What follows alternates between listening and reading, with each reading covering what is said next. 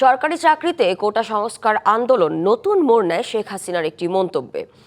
আন্দোলনরত শিক্ষার্থীদের উদ্দেশ্যে রাজাকার শব্দ ব্যবহারের পরই ক্ষোভে ফেটে পড়েন তারা। রাতেই ঢাকা বিশ্ববিদ্যালয় ক্যাম্পাসে বের হয় বিক্ষোভ মিছিল। ছেলেদের পাশাপাশি হলের গেট ভেঙে আন্দোলনে যোগ দেন মেয়েরাও। আন্দোলন দমাতে ছাত্রলীগ ও তৎকালীন সরকারের মন্ত্রীদের একের পর এক বিরূপ মন্তব্য ক্ষোভ আরও বাড়িয়ে তোলে।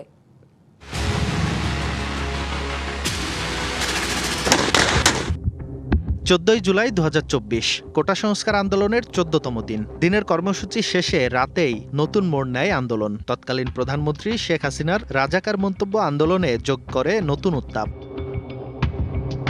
সকালে ঢাকা বিশ্ববিদ্যালয়ের কেন্দ্রীয় লাইব্রেরির সামনে থেকে বঙ্গভবনের উদ্দেশ্যে পদযাত্রা করেন বৈষম্যবিরোধী ছাত্র আন্দোলনের শিক্ষার্থীরা। শাহবাগ, মৎস্য ভবন, প্রেস ক্লাব ও সচিবালয়ের আশপাশে পুলিশের ব্যারিকেড পেরিয়ে রাষ্ট্রপতির কাছে স্মারকলিপি দেয় 12 সদস্যের প্রতিনিধি দল। নগদ নিয়ে এলো হার নামানা হার অফার। সর্বনিম্ন 10,000 টাকা রেমিটেন্স নগদে পাঠালে থাকছে স্বর্ণের হার জেতার সুযোগ। সেখানে হামলার বিচার এবং কোটা সংস্কারের দাবিতে 24 ঘন্টার আলটিমেটাম দেয়া হয়। এই 24 ঘন্টার মধ্যে আমরা চাই সংসদে অধিবেশন ডেকে সেটার আইন পাশের জন্য কার্যকর ব্যবস্থা নেওয়া হোক। কর্মসূচি পালিত হয় দেশের বিভিন্ন জেলাতেও। এদিন নিজের চীন সফর নিয়ে সংবাদ সম্মেলন করেন শেখ হাসিনা, যেখানে তিনি শিক্ষার্থীদের আন্দোলনকে কটাক্ষ করেন। মুক্তিযোদ্ধাদের নাতিপুতিরাও পাবে না, তাহলে কি রাজাকারের নাতিপুতিরা পাবে?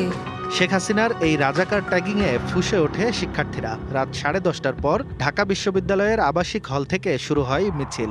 14 জুলাই যখন খুনি হাসিনা গণভবনের সংবাদ সম্মেলন করে শিক্ষার্থীদেরকে কটাক্ষ করে রাজাকারের বাচ্চা বলে গালি দেয়, সেদিন কিন্তু ঢাকা বিশ্ববিদ্যালয়ের প্রত্যেকটা হলগুলোতে শিক্ষার্থীরা ফুঁসে ওঠে এবং ক্ষোভে ফেটে পড়ে।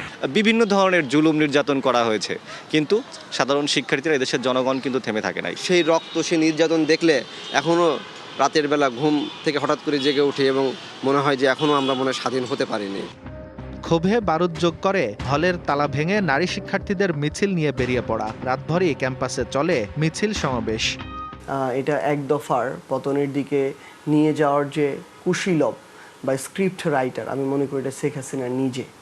কারণ সে ওই স্বৈরাচারী হয়ে উঠে যেভাবে একচ্ছত্র সব কিছুকে নিয়ন্ত্রণ করা এবং তার মতো করে চলার একটা তার বাসনা তৈরি হয়েছিল, এবং স্টুডেন্টদেরকে সেই ওই রাজাকারের ফ্রেমে নিয়ে আসা, তার যে ভিতরে যে অ্যারোগেন্স, সেটা মানুষ তো আর কতদিন সহ্য করবে। যখন ঢাকা বিশ্ববিদ্যালয়ের শিক্ষার্থীদেরকে, স্পেশালি আমাদের বোনদেরকে যেভাবে নির্মমভাবে সন্ত্রাসী কায়দায় যেভাবে হামলা করানো হলো, এটা কিন্তু বিশ্ববিবেককে নাড়িয়ে দিয়েছিল, শুধু বাংলাদেশ না।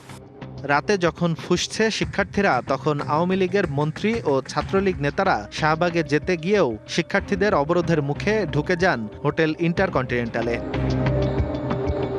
আঞ্জাম খালেক, ডিবিসি নিউজ, ঢাকা।